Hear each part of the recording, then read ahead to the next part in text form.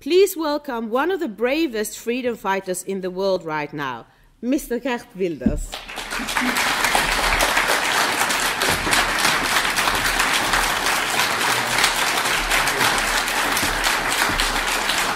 Thank you.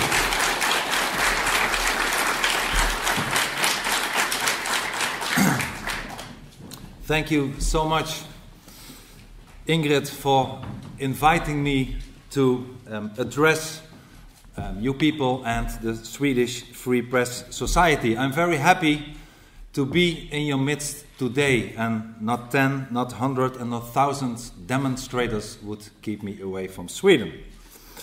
I love Sweden and its people. One of my great heroes, Raoul Wallenberg, was a compatriot of yours. Wallenberg embodies all that is good and generous in the Swedish people. He defended the freedom and dignity of others. He protected those who had been marked for death by an evil ideology, and he gave his own life for it. And recently, the Swedish, your Minister of Integration, Mr. Erik Ullenhag, was in The Hague, in the Netherlands, on the occasion of the 100th anniversary of Wallenberg's birthday. And your minister unfortunately abused the occasion to attack my party, the Dutch Party for Freedom. Mr. Ullenhag said in Holland that in Sweden a party like mine would never be given the opportunity to influence politics. And I wonder first what these remarks had to do with Wallenberg. But I know that your minister, Mr. Ullenhag, is wrong. Like the Netherlands, Sweden and all other Western European countries need a party defending freedom. Because Sweden has the same problems as the Netherlands, as Denmark, as the rest of the Western world. We are all in the same boat. Our freedoms are in danger. Our political and especially our often leftish and liberal media establishment turn a blind eye to the largest threat to liberty in our present age. And this threat, whether we like it or not, is called Islam. Islam commands its followers to establish a worldwide Islamic state where everybody has to live according to the Sharia, the barbaric law of Islam, and where Islam opponents are marked for death. Alexander Solzhenitsyn used to say that the truth is seldom sweet. It's almost invariably bitter, end of quote. But the truth, ladies and gentlemen, the truth should be heard.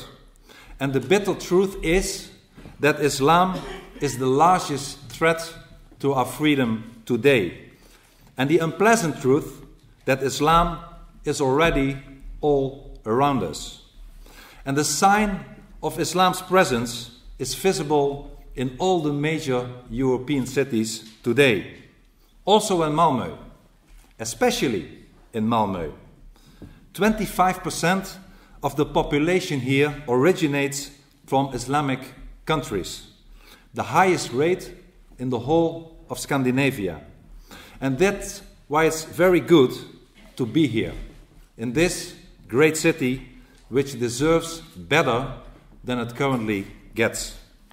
Even the international media, from Holland to any other country in the West, have written stories about the outbursts of violence, the gang warfare, the shootings and bombing of police stations in Malmö.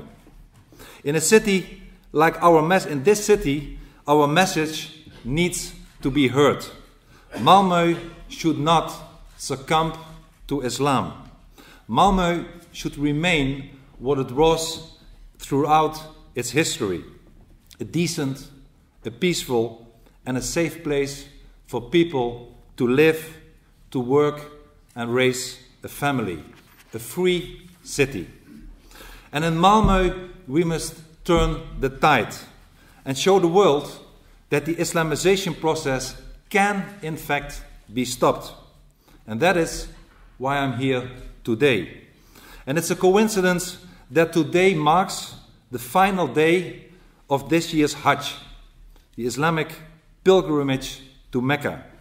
This should be a symbolic moment to tell you that it's time to turn the tide, and to tell you that it can be done.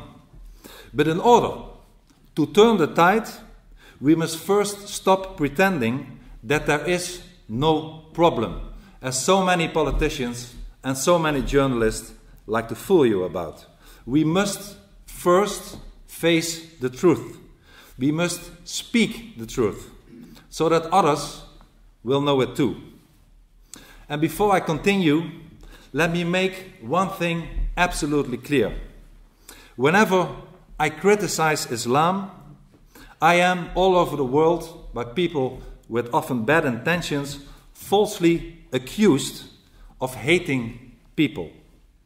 And in order to avoid all these misunderstandings, let me state clearly, I criticize an ideology, not people.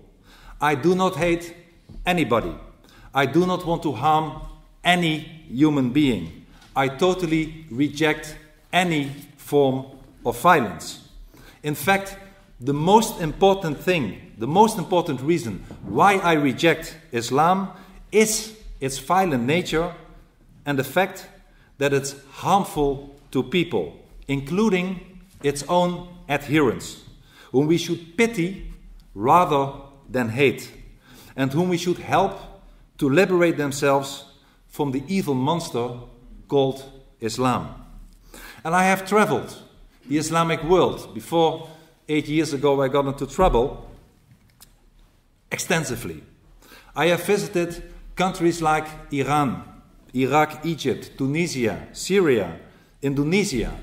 And in my book, Marked for Death, you can read how I was overwhelmed by kindness, friendliness, and helpfulness of many of the people who are living there.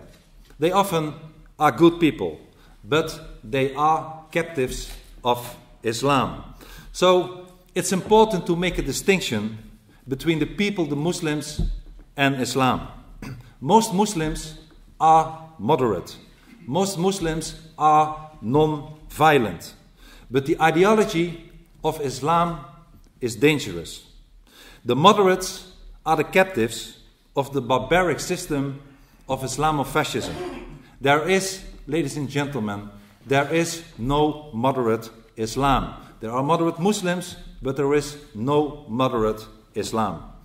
Islam, as a matter of fact, is only a religion to a very limited extent. It's predominantly a dangerous ideology. Islam is more political than religious. Why? Because it aims for a political and Islamic state. Islam is totalitarian. It's not voluntary. It orders people who leave Islam to be killed. The best example why Islam is totalitarian is that you are not allowed to leave it if you are a Muslim. And contrary to other real religions, it also lays obligations to non-members in its society. And Islam is also dangerous because it calls on its followers to imitate Muhammad, the so-called prophet, as closely as possible. And the life and deeds of Muhammad are therefore very important to recognize. And we know a lot about the life of Muhammad from all kinds of contemporary sources. And Islam's own sources, if you study them, tell us how evil Muhammad, the example for so many Muslims, was. And we should not be afraid to talk about it. They show us that Muhammad, as a matter of fact, was a liar, was a rapist, was a mass murderer, was a pedophile. This is the example to so many Muslims today. Because Muhammad abused women, some followers of Islam believe that they are also entitled to treat women in the same way. Because Muhammad lied and cheated in order to advance Islam in his time, some followers feel entitled to do exactly the same today. Islam even has a word for it. That kind of lying is called taqiyya. Maybe you have heard of it. Because Muhammad killed his opponents, some of his followers believe and feel entitled to do exactly the same. Because Muhammad robbed non-Muslims, some of his followers feel they have the right to do the same. And this is called jihad. A few years ago, one of your Swedish newspapers interviewed the sociologist Petra Åkesson, I hope I pronounce it right, after she had conducted a study of Islamic youth here in Malmoe. And Åkesson pointed out that these youngsters have been raised in a culture that extols Islamic supremacy. And as a consequence, a significant number of them regard their criminal activities against non-Muslims, against the infidels, as a right, as justified, as permitted. And I believe that we have to understand this concept. It is our duty to expose Muhammad, who wrote a book which he said had been dictated to him by an angel from a book written by Allah in heaven. The people from his hometown in Mecca, they knew Muhammad. They said he was crazy. An angry Muhammad, as you know, and it's important for me to tell you to understand, an angry Muhammad immigrated to Medina, which he conquered through taqiyya and jihad. And later he returned to Mecca and conquered it with his troops, eradicating its tradition of openness and religious tolerance. And everywhere, if you look in the history of mankind, everywhere where Islam has gained a foothold, it has brought tremendous human suffering. And of course, not all Islam followers behave like Muhammad would have done. I would never suggest that. But some of them do. Some of them do. And the more Islam gets into your country, the more violent and intolerant it becomes, and the less freedom you will get. Just take a short stroll and walk into your own city, into Malmö's Rosengard area. It is one of the areas in our Western nations where the authorities seem to have lost power, where Sharia is replacing our legal system, where it's often unsafe for non-Muslims to go. Or come with me to the Netherlands, to the Kanaleneiland district in Utrecht. I used to live there for almost 20 years, and I have seen the district degenerate. Or let us go to Paris and visit the suburbs. Or let us go to Brussels, where Islamic gangs even used Kalashnikovs to chase the police in certain neighborhoods, and where employees of the European Parliament complain that they cannot walk the streets at night. In each one of our cities, wrote the Italian journalist Oriana Fallaci shortly before she died in 2006, in each one of our cities there is a second city, a state within the state, a government within the government, a Muslim city, a city ruled by the Quran. And one thing which you certainly should not do is enter these Islamic enclaves if you are a Jew. Jews are fleeing Europe today because they no longer feel safe. And this is not just a bad omen. This is something so intolerable that it must be stopped. And it reminds me of something Raoul Wallenberg once said. He said, and I quote, "I will never be able to go back to Sweden without knowing inside myself that I've done all a man could do to save as many Jews as possible." Wallenberg cared about the Jews, and so should we. Sweden, as the Netherlands, should be a place where Jews are safe. But the more Islamic our countries become, the more hostile it will and have become to the Jewish community. And hence, while not all the believers in Allah and Muhammad turn violent, the truth is that some of them do. And they do so because Islam, the ideology, incites them to. And we should not close our eyes for reasons of false political correctness to this reality. If we do so at our own peril. The more Islam one gets in a society, the less civilized it becomes, and the less free it becomes. It is no coincidence, ladies and gentlemen, it is no coincidence that all the Islamic states in the world demand today that freedom of speech be curtailed and that criticism of Islam and its prophet should be forbidden. They even ask the United Nations to act on that. And as I said, because there is no such thing as a moderate Islam, the Islamization of our society is a very dangerous threat. The Islamization of our societies is driven by immigration from Islamic countries. Muhammad himself, as we remember, conquered Medina through the method of immigration, or hijrah, as it's called in Islam. And we have to stop the immigration to our countries from Islamic countries. We have to halt the process of the Islamization. Because we see now all over Europe, we see mosques, we see Islamic centers, we see halal shops. They are all proliferating. In any major Western European city, you will encounter numerous women in headscarves and burqas.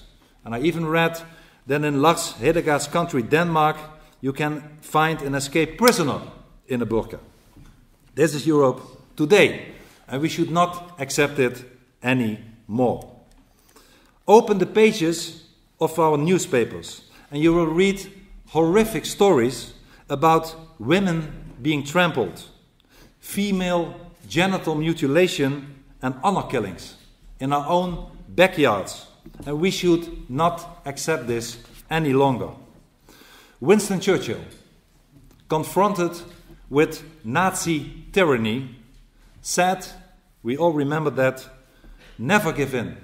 Never, never, never, in nothing, great or small, large or petty, never give in except to convictions of honor and good sense. And this motto of Churchill should be the motto of the free world. It certainly is my motto. It should be painted in bright letters on the walls on also Malmoe's town hall. Never give in. Never give in nothing great or small. Because if the free world gives in to the demands of Islam, it will perish and all our freedoms will be extinguished. And I know that last month, a mosque in the Stockholm district of Botkyrka received permission to broadcast Islamic prayer from its 32-meter minaret. And we should once again not accept that. Ismail Okur, the chairman of this Botkyrka Islamic Association in Stockholm, said, we want to have Islamic and religious freedom.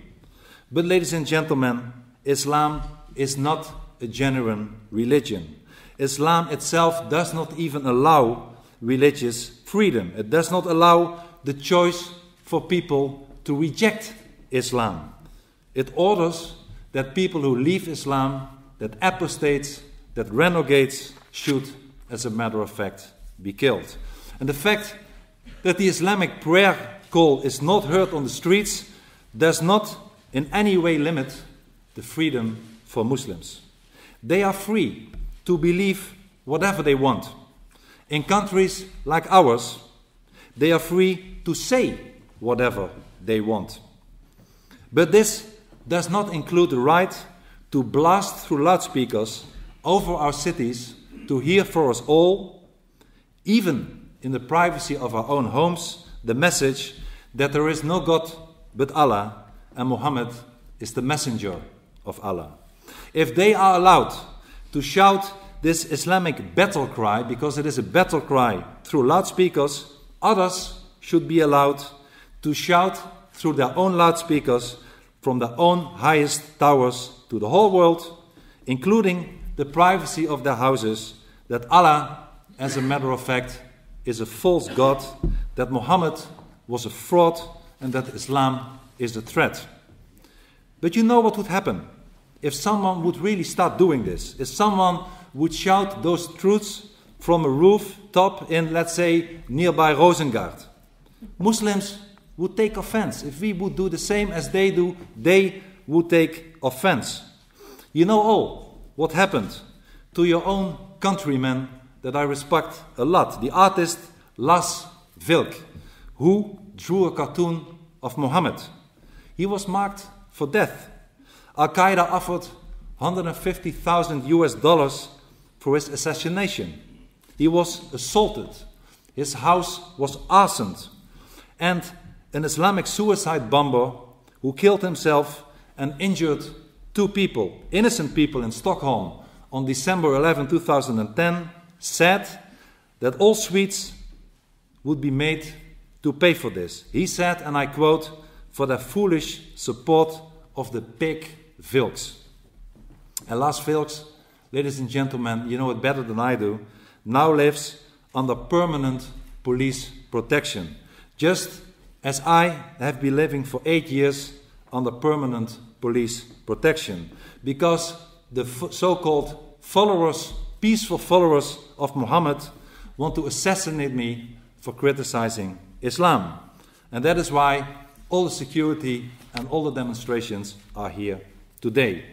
But let no one tell you, let no one fool you that Islam respects freedom. Freedom and Islam are incompatible, totally incompatible. And let no one tell you and fool you that Islam is a religion of peace. Islam, ladies and gentlemen, is an ideology of violence. And let no one tell you that you should tolerate the intolerant. We have done that enough. No more tolerance for the intolerant. Listen what Karl Popper, the great liberal philosopher, had to say. Karl Popper said, "Unlimited tolerance leads to the disappearance of tolerance. If we extend unlimited tolerance even to those who are intolerant to us, if we are not prepared to defend the tolerant society against the onslaught of the intolerant, then the tolerant will be destroyed, and tolerance with them." And he could not be more right. So today we have to make a stand. We have to draw a line. We have to say no more mosques. We have enough mosques in our society. No more Islamic schools. They are centers of subversion. No more immigration of Islamic countries. Stop it. Enough Islam. And all criminal immigrants with dual nationality have to be expelled. We have to draw a red line. If you assimilate to our society, if you behave according to our values, to our constitution, to our laws, then you are welcome to stay. And if you don't, there is the door, and we will send you packing. Ladies and gentlemen, today Islam has the audacity and the arrogance to tell us that we, its victims, are not tolerant enough against Islam. Islam is telling us that it will not accept criticism of Islam anymore. And recently, we all remember that, on 9/11, an American ambassador was tortured and murdered because one of his countrymen, a Coptic Egyptian-born American citizen, had made a movie about Muhammad. And unfortunately, many Western leaders and media seem to be in the grip of a cowardly appeasement mentality which is harmful to our Western liberties. Martin Schulz, the President of the European Parliament, condemned, and I quote, not only the content, but also the distribution of such a movie. And Mr. Schulz will be one of the 3 EU leaders who will travel to Oslo shortly to accept this year's Nobel Peace Prize. That is the guy who said that he did not want for a movie who was critical about Islam, whatever you think about the movie, to be distributed anymore. And President Obama, another Nobel Peace Prize winner, called the movie crude and disgusting. And he added, and I quote President Obama, "The future must not belong to those who slander the Prophet Muhammad." And with all those cowardly statements of Western leaders, the leaders that should be the leaders of the free world, such as the Turkish Prime Minister Erdogan, who are today pressuring the United Nations for an international treaty against blasphemy by which they want to restrict our freedom of speech. Because blasphemy for them means not criticizing Islam.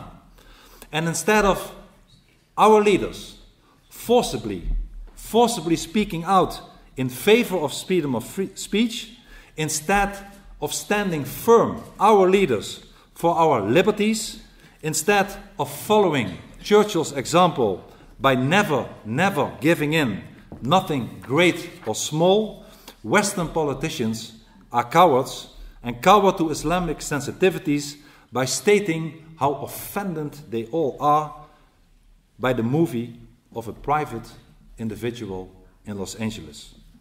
And meanwhile, a Pakistani government minister offered a bounty of $1 million for the killing of the maker of that movie. And I have not heard any Western political leader to complain about that, talking about double standards. And when last March, your organization, the Swedish Free Press Society, was established, Mr. Schüler, the editor of the paper called Dagbladet, criticized you. He wrote in his newspaper, and I quote, "Since words are neither neutral nor innocent, there have to be limits to free speech." This is what this guy said. And I'm sorry, Mr. Schüler, but as long as people do not call for violence, they should be allowed to say whatever they like. And this is what I want in all our Western constitutions, a clause similar to the American First Amendment. I defend the right of every imam to express his disapproval of our liberties and democracy. I even defend the right of every imam to be against our freedom of speech, or Christianity, or Judaism, or have to have something against gays and women, or our culture, or our values. He can do that. He can say whatever he likes. But in return, ladies and gentlemen, in return, I demand the right that everyone is allowed to express his opinion about Islam in any way he sees fit. It's a toekomst.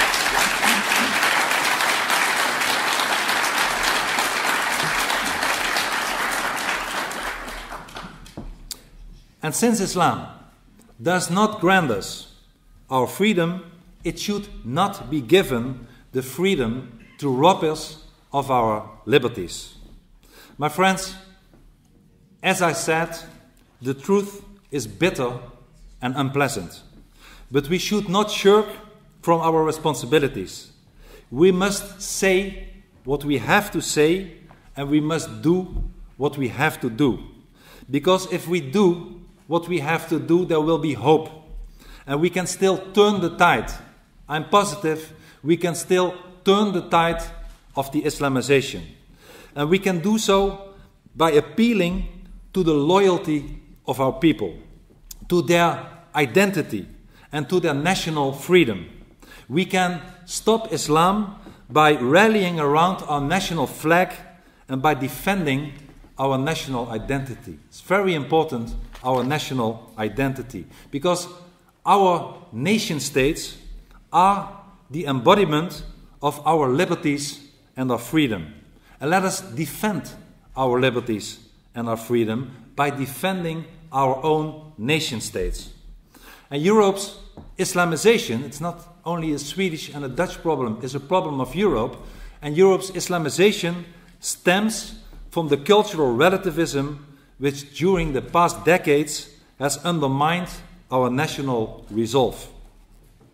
Cultural relativist dictates that all cultures are equal, equally morally and valuable. And if all cultures are equal, it follows that the state, that's a logical consequence, cannot promote any specific culture or value, even when it's the culture of its own people. And therefore I believe that cultural relativists deny that immigrants should assimilate, since that would champion European culture over the immigrants' culture. And they, the cultural relativists, they tell us that Islamic newcomers who settle in our cities and in our countries and in our villages, that they get the message, you are free to violate our norms and values, since we believe that your culture is as good as ours. And ladies and gentlemen, this is a lie.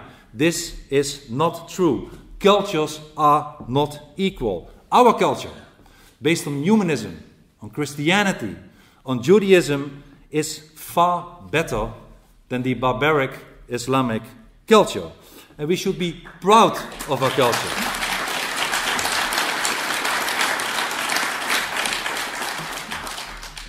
We should be proud of our culture. We should be proud of our identity. And we are certainly not belonging to an Islamic culture. The cultural relativists are, as a matter of fact, the facilitators of Islam. They parrot the Islamic taqiyya statement. They call us xenophobes and accuse us of hate speech. They drag us to court. People like myself, people like my friend Lars Hedegaard from Denmark, but many others as well, have been subjected to endless time, energy and money consuming trials for speaking the truth about Islam. Luckily, both Lars and I have both been acquitted, but others who criticized Islam were not so lucky. And the combination of taqiyya and cultural relativism is the most dangerous threat to the Western freedom. Ladies and gentlemen, these cultural relativists are also transferring our national sovereignty to Brussels. And I'd like to make this important point.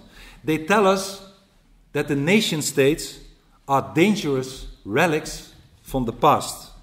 They tell us that the European Union is needed in order to avoid a war. Even the Oslo Nobel Committee is saying this. And the cause of the Second World War, as we all know, was not the existence of a nation state. The cause of the Second World War was the disgusting Nazi ideology. And the remedy against totalitarianism is not building a European superstate. We cannot safeguard our liberties by robbing our countries of their sovereignty and transferring it to faraway Brussels. Because you know what would happen then. We get cultural relativists, such as your own Cecilia Malmström, who impose uniform policies to all our nations, for instance, by throwing our borders open to have even more immigrants from other countries. And Mrs. Cecilia Malmström belongs to the same party as Minister Uhlenhaag. And I wrote her a letter earlier this year inviting her to visit our immigration neighborhoods in the Netherlands. But she did not answer. And I can understand. I can really understand why you sent her to Brussels, but now we are stuck with her, and I don't like that so much.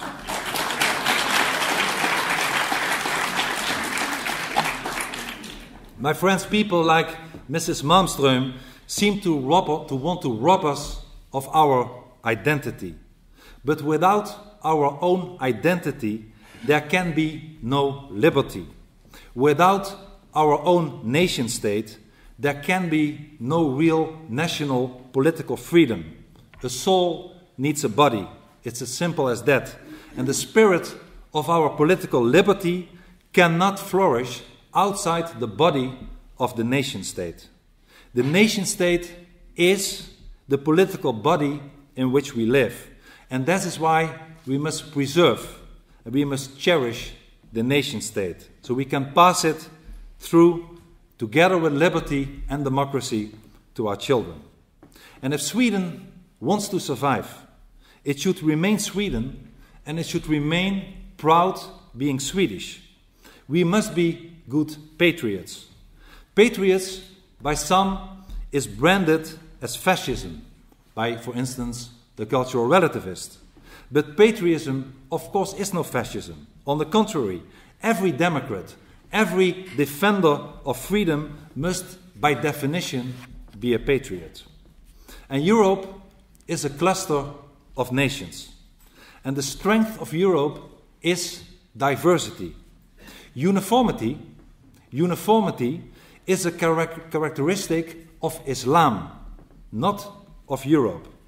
Islam, as we know, eradicated the national identities of all the people it conquered in the past. If it's the Coptic identity of Egypt, the Indian identity of Pakistan, the Assyrian identity of Iraq, the Persian identity of Iran, they were all wiped away, cracked down upon, or discriminated against until this very day today. Islam, ladies and gentlemen, wants all nations to be replaced by what they call the Ummah, the common identity of the nation of Islam, to which we all have to be subservient, and to which we all our national identities have to vanish. And do not let the Swedish identity be swept away by the Ummah.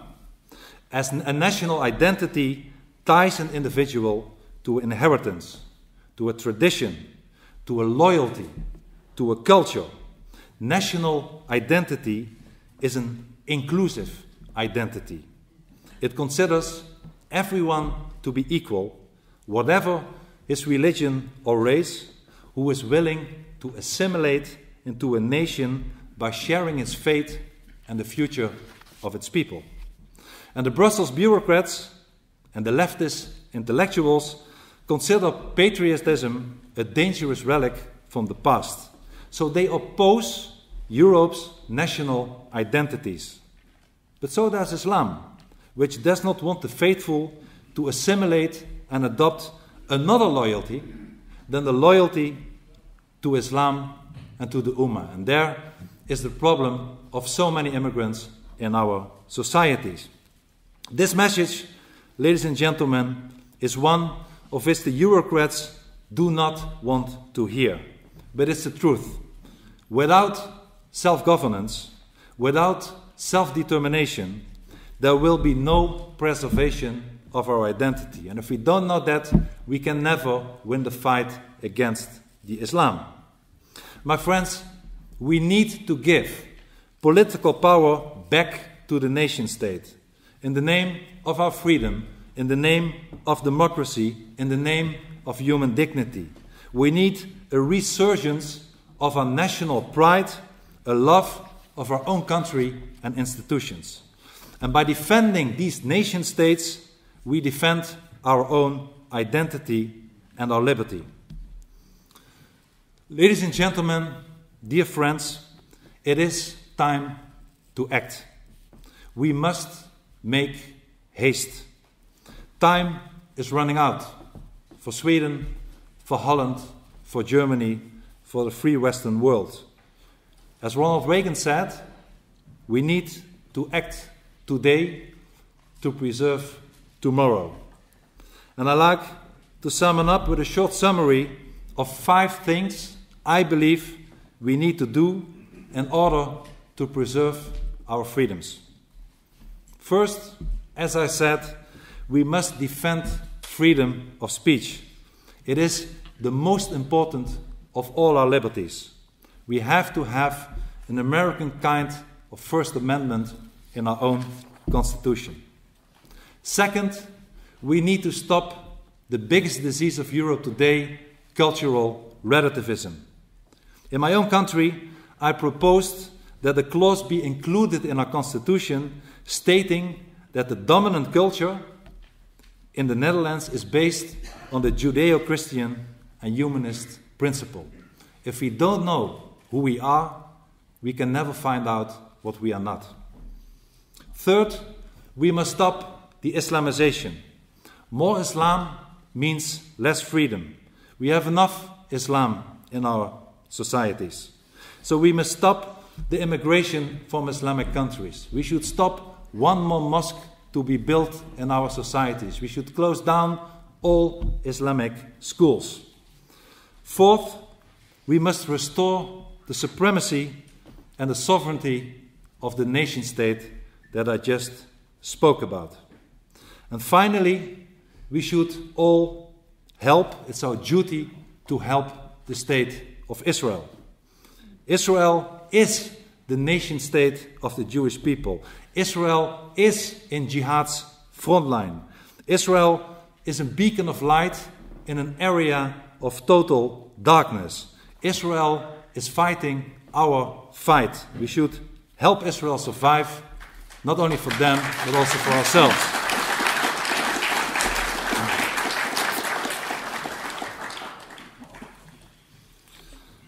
My friends, if we stop speaking the truth, however unpleasant it might be, all will be lost. In a speech at the United Nations Plaza Millennium Hotel in New York, last September 11th, George Igler, the director of the British free speech think tank called Discourse, remembered his audience of what happened inside Flight 11, the plane, as you know, that was hijacked by Mohammed Atta and his gang and flown into the North Tower of the WTC on the fateful morning of 9/11/2001. Just be quiet and you will be okay. Just be quiet and you will be okay.